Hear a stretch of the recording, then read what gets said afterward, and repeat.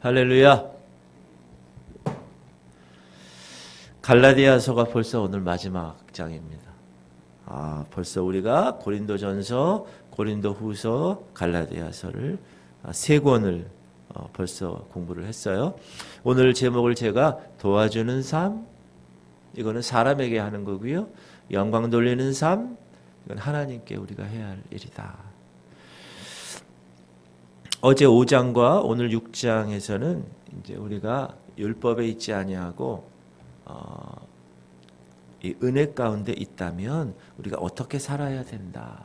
어제 두 가지 말씀드리고 오늘 두 가지 말씀드릴 건데, 어제는 속박이 아니라 자유다. 율법이 아니라 은혜라는 거예요. 그리고 육신 안에서의 삶이 아니라 이제 우리는 하나님의 영 성령 안에서의 삶. 그래서 육신의 소욕은 이것이니 음행과 쫙 나오잖아요. 그런 삶이 아니라 성령의 열매를 맺어야 한다. 사랑과 희락과 화평과 오래 참음과 자비와 양선과 충성과 온유와 절제.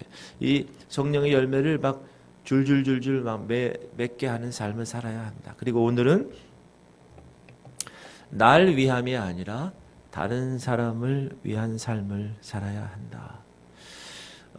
예수 그리스도께서 구약의 모든 율법을 다 완성시킨 하나님의 법이 있단다라고 제자들에게 말씀하시죠. 그래서 하나님 사랑, 이웃 사랑. 그래서 요한복음 13장 34절 보면 한번 읽어볼까요? 새 계명을 너희에게 주노니 서로 사랑하라.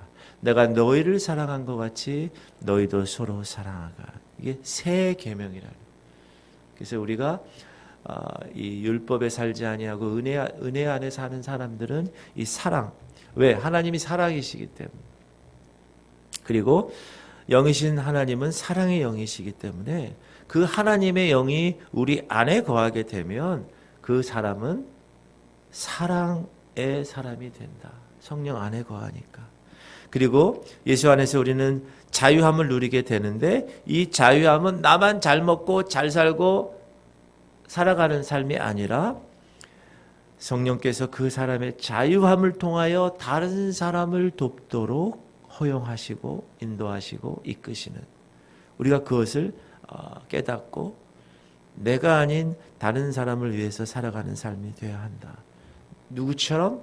예수님처럼. 예수님은요, 이 땅에 오셔서 자기 삶을 위해서 살지 않았어요. 가난하고 병들고 힘들고 특별히 죄악 가운데 빠져있는 사람들을 위해서 사셨어요. 그리고 자기의 잘 먹고 잘 사는 것에 포커스를 맞추지 않으셨어요. 정말 측은하게 여기시고 가난한 사람과 함께 병든 사람과 함께 그렇게 다른 사람을 위해서 사셨습니다.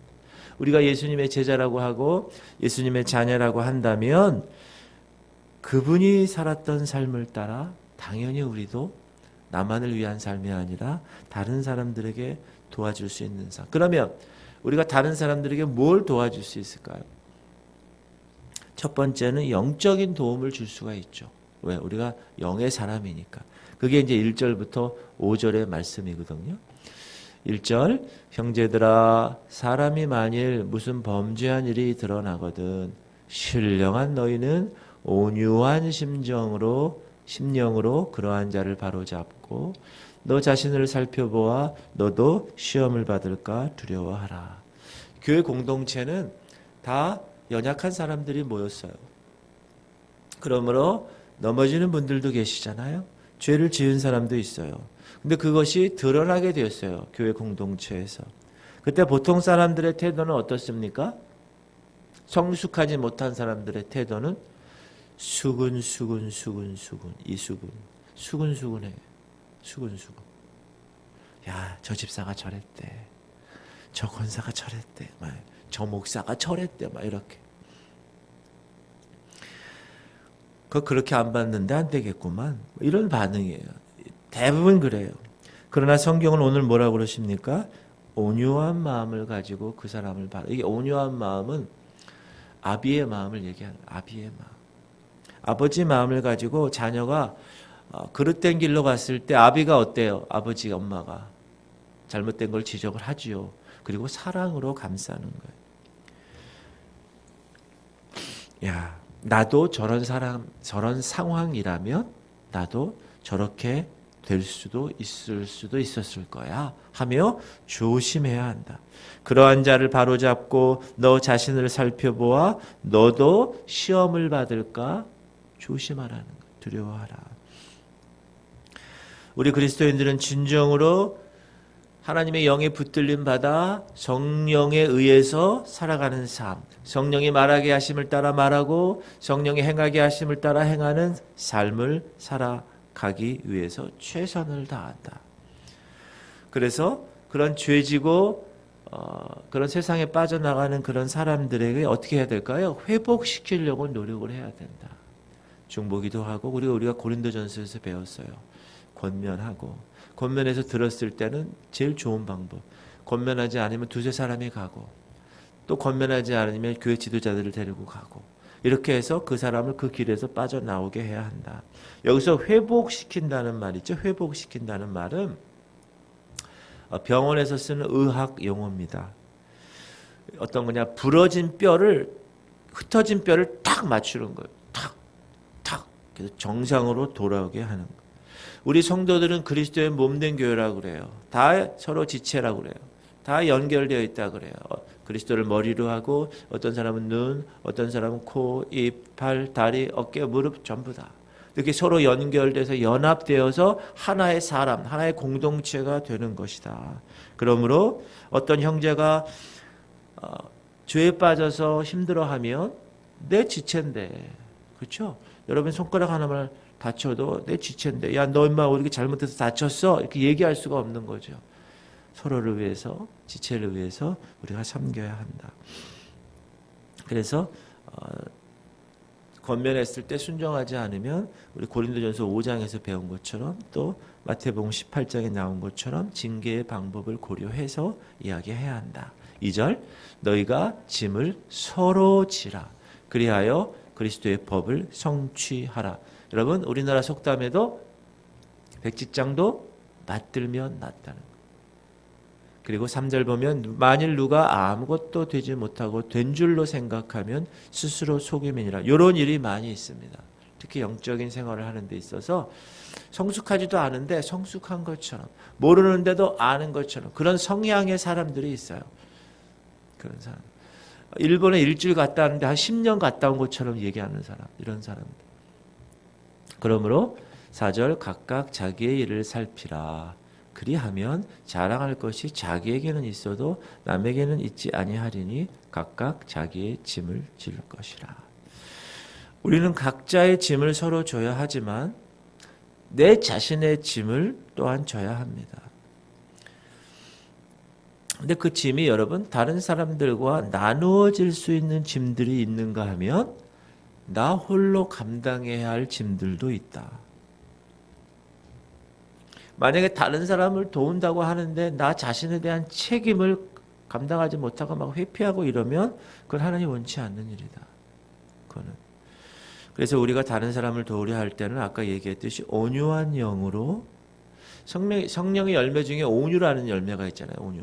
그리고 제가 아는 요즘 청년들 중에 온유라는 이름을 가진 청년들도 있어요. 크리스찬 가정에. 참 귀한 이름인 것 같아요. 그 죄진 사람보다 내가 낫다라고 생각하는 것이 아니라 하나님은 심판주는 하나님밖에 없다. 내가 그분 앞에 가면 나도 모든 것들이 드러나게 될 것이다. 왜? 하나님은 실수하지 않으시는 분이니까. 그러므로 우리가 두렵고 떨리는 마음으로 항상 구원을 이루며 살아가야 된다. 그렇게 권면을 하고 있고요. 그 다음에 우리가 다른 사람을 도와줄 때 영적인 케어뿐만 아니라 물질적인 케어도 필요하다. 물질적인 케어도. 6절에 뭐라 그러냐 하면 가르침을 받는 자는 말씀을 가르치는 자와 모든 좋은 것을 함께 하라. 여러분 말씀을 가르치는 자가 누구예요? 목사들 얘기하는 목사. 교회 성도들이 영적인 아비인 목사, 가르침을 받는 자는 말씀을 가르치는 자와 모든 좋은 것을 함께 하라 이렇게 나와요. 물질적인 축복도 나눌 수 있어야 한다.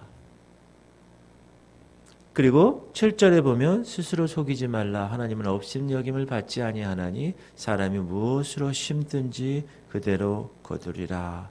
여기서 심는 대로 거둔다. 우리나라에도 이런 말이 있어요. 야, 너 임마 그렇게 하니까 그렇게 되는 거야, 임마. 이건 주로 이 부정적으로 얘기할 때 쓰는 말로 우리가 지금 알고 있는데, 지금 이 본문에서는 그런 것이 아니라 주는 일을 이야기하는 거예요. 주는. 너희들이 말씀을 가르치는 자와 모든 것에 좋은 것에 함께하고 물질적으로 서로 도와주고 서로 나눌 때 영적인 것을 거둔다는 거예요. 이게 하나님의 영적 원리입니다. 그래서 저희 교회 성도님들 중에서도 정말 본인들이 귀한 거가 있으면 목사님 저에게 목사님 요것 좀 드셔보세요. 뭐 이렇게. 그럼 얼마나 감사한 일이에요. 그렇죠? 오늘 말씀대로 가르침을 받는 자는 말씀을 가르치는 자와 모든 좋은 것을 함께 하라. 이렇게 명령한 말씀을 순종하는 거예요. 이 함께 하라라는 거는 뭐 단순히 나누라는 뜻이거든요. 그리고 로마서 15장 27절에 이런 말씀이 있습니다. 저희가 기뻐서 하였거니와 또한 저희는 그들에게 빚진 자니 만일 이방인들이 그들의 영적인 것을 나눠 가졌으면 육적인 것으로 그들을 섬기는 것이 마땅하니라. 영적으로 어떤 빚을 받았으면 육적으로 그 빚을 갚는 것, 그것도 참 귀한 일이다. 오늘 말씀이 그렇게 얘기하고 있습니다. 그리고 8절 보면 자기의 육체를 위하여 심는 자는 육체로부터 썩을 것을 거두고 성령을 위하여 심는 자는 성령으로부터 영생을 거둔다.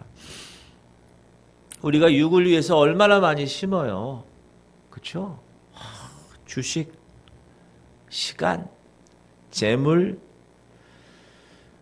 그러나 육신을 위하여 이렇게 많은 육적인 일에 투자하는 것처럼 영적인 일에도 영적으로 투자하고 영적인 일에 시간을 투자하고 영적인 일에 돈을 투자하고 영적인 일에 그 삶을 투자하는 것, 그것이 여러분의 삶 가운데 체킹되어야 한다라고 말씀을 하는 거예요. 그런데 여러분, 영적인 것을 투자하기 위해서는 믿음이 필요하고 영적인 성숙이 필요하고 그 다음에 인내가 필요합니다. 특별히 인내가. 자, 9절 우리가 선을 행하되 낙심하지 말지니 포기하지 아니하면 때가 이름에 거두리라. 이건 인내를 얘기하는 거예요. 우리가 선을 행하는데 한 번 하고 두 번 했는데 그게 이루어지지 않았다. 그렇다고 해서 아유 아닌가벼, 이게 아니라 하나님 제가 인내하고 끝까지. 이건 여러분 영적인 일은 보이지 않잖아요. 그리고 영적인 일이잖아요. 그러므로 대적자 사단이 꼭 그 영적인 일을 가만두지 않아요. 제가 항상 말씀드리죠. 제가 이 지구촌 교회 왔습니다. 그리고 하나님께서 주신 사명을 받았어요. 그리고 주께서 이곳에서 하라고 하시는 일들을 제가 알아요. 그래서 그것을 위해서 영적으로 열심히 일을 해요. 사단이 가만히 있을까요? 아니요. 절대 가만히 있지 않아요. 그래서 영적 리더십인 저부터 기도하며 영적 전쟁 선포하며 말씀 암기한 걸로 계속 선포하며 지금 영적 전쟁 하잖아요. 그렇죠? 그래서 여러분에게도 영적 전쟁 선포문 이렇게 해가지고 마귀를 대적하는 기도문 해가지고 집에 붙여놓고 혹은 막 읽고 막 이렇게 하라고 제가 한 이유가 영적인 일이기 때문에 그래요. 영적인. 그래서 포기하지 아니하면 때가 이름에 거두는 거예요. 그리고 10절 보면 그러므로 우리는 기회 있는 대로 모든 이에게 착한 일을 하되 더욱 믿음의 가정들에게 할지니라. 영적으로도 시간이 걸린다. 그리고 하나님의 거룩한 일들을 많은 사람들에게 기회가 있는 대로 해라. 이게 여러분 하늘의 보물을 쌓는 거예요. 이게 영적 원리. 이거를 여러분 깨닫기 바랍니다. 오늘 말씀을 들으시는 분들은 여러분 우리가 이 신앙생활 하는 게 뭐예요? 이 육적 생활은요, 여러분 학교 가서 배우면 돼요. 무슨 인문학 강좌 이런 거 가면 요즘 유튜브나 뭐 이런 방송이 얼마나 많은지 몰라요. 그러나 영적인 일은, 보이지 않는 영적인 일은 하나님께서 하나님 말씀을 통해서 우리에게 말씀하시고 그 영적인 자라남을 우리가 인내를 가지고 그리고 기회 있는 대로 최선을 다하는 삶. 그게 오늘 사도 바울 목사님이 은혜로, 구약의 율법으로 구원받은 사람이 아니라 은혜로 구원받은 사람, 십자가로 구원받는 사람들이 해야 할 일이다 라고 이야기를 하고 있습니다. 나를 위한 삶보다 다른 사람을 위한 삶을 선택하라. 예수님처럼. 그리고 두 번째는 사람의 인정이 아니라 하나님의 인정. 하나님께 영광이 되는 삶을 살아라. 이게 11절부터 18절 말씀이에요. 이 마지막 이 갈라디아서 편지를 쓰면서 이 바울 목사님은 하나님께 대한 은혜가 너무나 큰 거예요. 자기를 이방인의 사도로 하나님이 부르시고 그것으로 이렇게 열심히 하게 하는 그 하나님의 은혜가 너무너무 귀한 거예요. 그래서 여러분, 은혜가 가득한 사람들은 다 모든 목적을 다 어떻게 한다고요? 하나님의 영광을 위해서 살아가요. 제가 하나님의 영광이 뭐라고 그랬습니까? 관역이라고 그랬죠. 모든 사람이 죄를 범하였음에 하나님의 영광에 갈 수가 없는 거예요. 미치지 못하는 거예요. 짧아서 fall, 떨어진다고 그랬죠. 혹은 다른 방향으로 간다고 그랬어요. 그 관역, 10점 만점 관역에 들어가야 되는데 못한다. 우리 인간은 죄인이. 그러나 예수 그리스도 그분을 통하여 도달할 수 있는 자가 되었다. 그러므로 우리는 하나님께 영광 돌리는 삶을 살아야 한다. 지금 이 당시에 사도 바울 목사님을 대적하는 대적자들은 유대주의자들, 종교를 실천하는 율법주의자들은 뭐라 그럽니까? 인간의 인정에 초점을 맞춰 살아가는 거예요. 사람의 칭찬. 세상적인 사람들은 그래요. 교회에서도 보면요. 그런 게 있어요. 다 그게 느껴져요.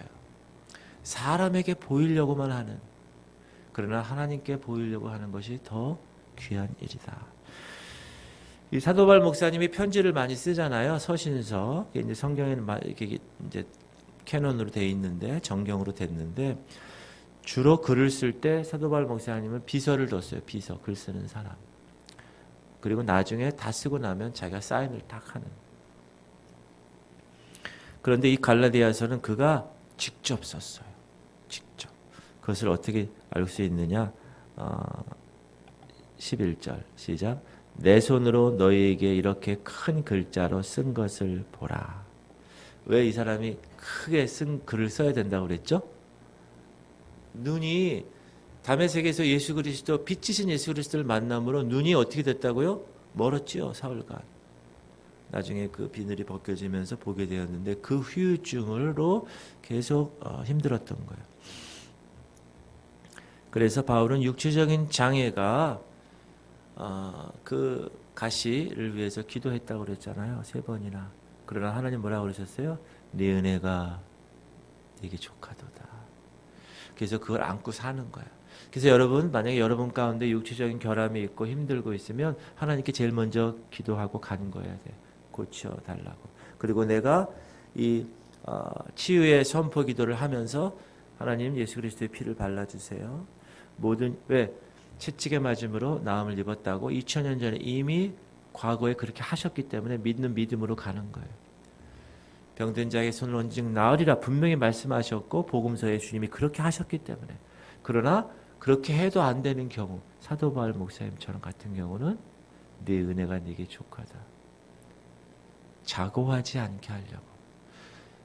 너 그 가시라도 없으면 너 얼마나 교만이 막 하늘을 치솟을 것 같으니까 그렇게 한 것으로 알고 받으면 돼.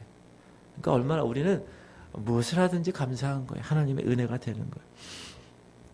12절 무릇 육체의 모양을 내려 하는 자들이 억지로 너에게 할례를 받게 함은 그들이 그리스도의 십자가로 말미암아 박해를 면하려 함뿐이라.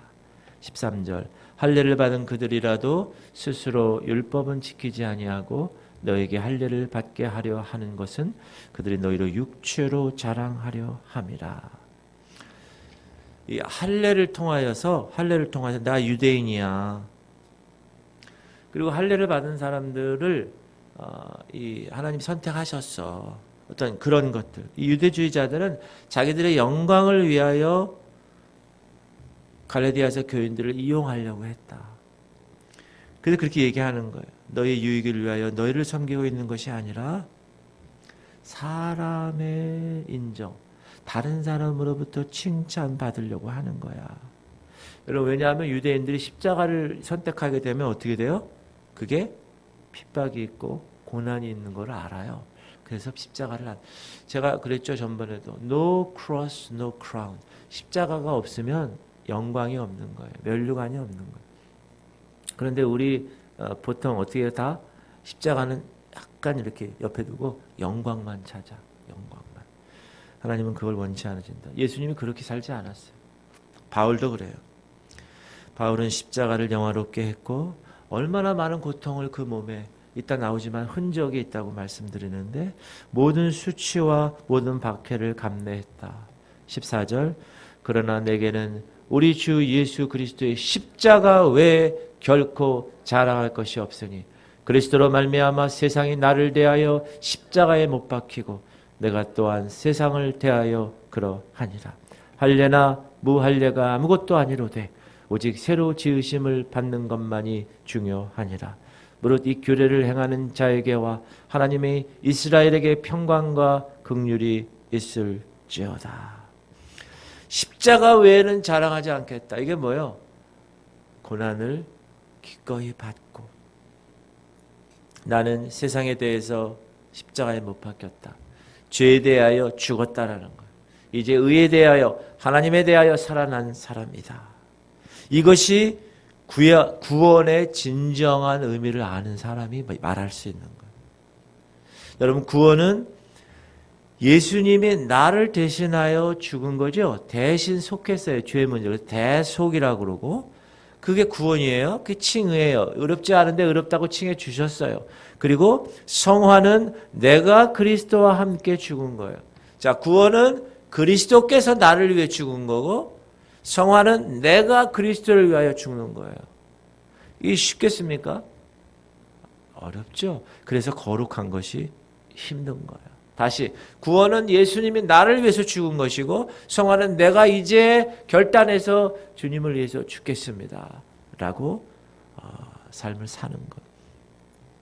사도 바울 목사님은 이렇게 얘기하는 거예요. 이 거짓 교사들은 세상에 속해 있어. 세상을 위하여 살고 있어. 세상의 인정만 받기 원해. 그러나 나는 거기엔 관심 없어. 나는 세상에 대하여 십자가에 못 박혔어. 세상은 내게 대하여 죽은 것이야. 너무 멋있죠. 여러분 십자가는요. 요즘 시대에 그냥 장식물로 생각하는 사람들이 있을 수 있지만 바울 시대에서는 그 십자가는 죽음입니다. 수치고요. 고통이에요. 그것을 상징하는 거예요. 종교는 십자가를 하나의 상징으로 만들었다면 성령은 십자가를 은혜로 말미암아 살아가는 그리스도의 생활에 나타나는 하나의 실제가 되었다. 내가 십자가를 들고 가는 사람이야. 주님이 나를 위해 죽으셨기 때문에. 바울 사도 목사님의 그 모든 삶의 포커스가 그거예요. 아니 하나님이 나를 위해 목숨을 바치셨는데 내가 그분을 위하여 목숨을 바치는 건 당연한 거 아니야? 라는 거지. 그리고 영적으로 우리는 아브라함의 자손이 되었다. 우리는 유대인은 아닙니다. 우리가 할례 받나요? 아니, 우리 한국 사람이야. 그러나 갈라디아서 우리가 배웠죠. 3장에서 그런즉 믿음으로 말미암은 자들은 아브라함의 자손인 줄 알죠. 왜? 창세기에 하늘의 별을 보고 이 자손이 이렇게 될 거야 했을 때 아브라함이 여호와를 믿으니 그것이 그에게 의로 여기셨다. 크레딧, 계좌에 의를 넣어주셨다. 우리도 동일하게 믿음으로 말미암아 구원받은 자로 아브라함의 자손이다라는 것입니다. 그래서 사도 바울은 율법을 가지고 문제를 일으키는 저 유대인들, 저 거짓 선지자들에게 17절 이 말씀 한 구절로 정리합니다. 이후로는 누구든지 나를 괴롭게 하지 말라. 내가 내 몸에 예수의 흔적을 지니고 있노라. 예수의 흔적. 이거 스티그마라고 그래요. 스티그마. 이 흔적이 여러분에게 있나요? 이 흔적은 뭐라고 그랬죠? 여러분? 김서방 소 10마리, 이서방 소 5마리, 최서방 양 5마리 한 목장 안에 키우는 거예요. 그러면 이 소가 김서방 건지 이서방 건지 몰라. 그래서 김서방이 이렇게 탁 불 도장을 달궈서 소 엉덩이다 그러면 그건 김서방 거야. 그게 스티그마야. 그게 표시야. 근데 바울 사도는 뭐라고 그래요? 내 몸에 예수의 흔적이 있다. 이거는 여러 가지로 풀이될 수 있습니다. 그가 40에 한 대 감한 채찍을 맞고 강에 위험해서 잠도 못 자고 여러 가지 많은 그러한 흔적도 있고요. 그리고 예수 그리스도를 따르겠다는 마음의 영적인 흔적도 있고요. 이 말은 그리스도 십자가를 위해서 내가 그 수많은 고통과 비난과 모든 어려움들을 견디어냈습니다 하고 선포하는 거예요. 입증하는 거예요. 바울 시대에는 군인들에게 이런 표시가 있었고요. 노예들에게 이런 표시가 있었어요. 그리고 이런 표시가 다 보이게 된 거예요. 주어 글씨죠. 여기 얼굴 여기 글자 써 있는 거 마찬가지로. 그런 식으로 우리는 사도 바울 목사님이 이러는 거예요. 나는 그리스도의 군사야. 이 군사라는 말을 이 사도 바울 서신서에 많이 합니다. 그리고 나는 그리스도의 노예야. 이 말도 많이 해요. 그건 뭐예요? 군사나 노예는 다 스티그마, 표시가 있기 때문에. 나는 그리스도의 군사고 그리스도의 종이야. 이렇게 얘기하는. 그러므로 나는 그리스도께 헌신하는 거야. 왜? belongs to God. 하나님께 속해 있는 존재라는 거야, 내가. 여러분 하나님께 속해 있어요. 여러분 몸도 여러분께 아니에요. 그래서 여러분 건강을 유지해야 돼요. 하나님 몸이 하나님. 그렇죠? 여러분 자녀들도 여러분이 결혼해서 낳았죠. 그러나 여러분 자녀가 여러분께 아니에요. 하나님 거예요.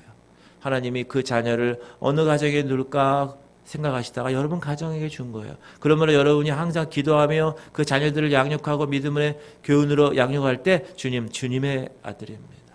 제가 어떻게 해야 이 아들을 잘 키울까요? 고민하면서 영적으로 키워야 된다. 그리고 사도 바울 목사님 마지막으로 갈라디아서를 끝내면서 축복하지요. 18절 형제들아 우리 주 예수 그리스도의 은혜가 너희 심령에 있을지어다. 아멘. 여러분에게도 주님의 은혜가 가득 차기를 축원드립니다. 아멘. 그러므로 갈라디아서가 대단원의 막을 내렸습니다. 너무 귀한 일입니다.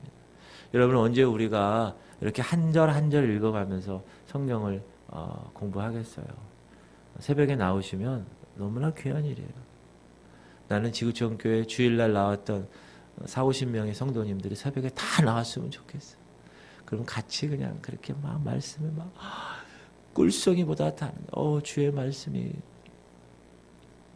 꿀과 송이꿀보다 더 답니다.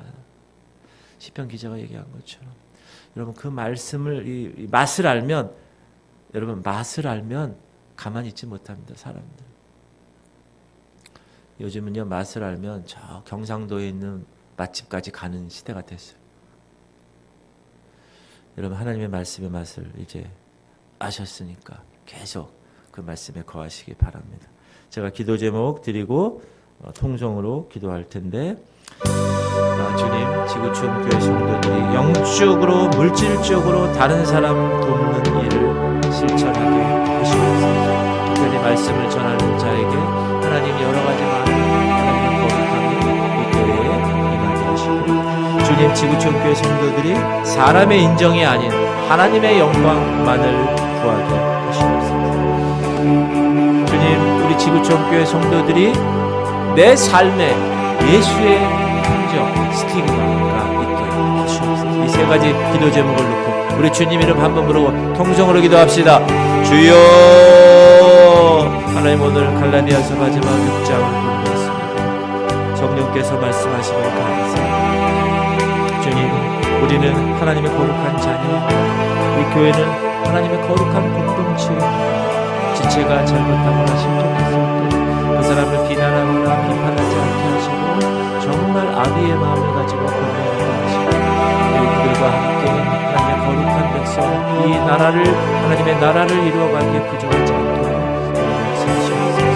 하나님 우리가 물질적으로도 영적으로도 서로를 위해서 성령을 공부하시고 특별히 내가 사람에게 인정받으려고 하는 것이 아니라 오직 하나님께 인정받고 내가 사람에게 내 영광을 보이려는 것이 아니라 오직 하나님의 영광만을 나를 통하여 나타내게 하시고 하나님 특별히 사도바울 목사님처럼 내 삶에 예수의 흔적, 그 스티그마가 나타나게 하셔서 나를 통하여 예수 그리스도의 향기를 내 있는 곳에서 뿜어내고 하나님 나아갈 수 있도록 주님 역사하여 주시옵소서. 오늘도 주께서 맡겨주신 귀한 말씀 받고 내가 하나님의 거룩한 24시간의 삶을 살겠습니다. 좌르나 우르나 치우치지 않게 하시고 오직 주께서 바라시는 삶의 주인공으로 살아가게 하여 주시옵소서. 주님 감사합니다. 주님 감사합니다. 주님 찬양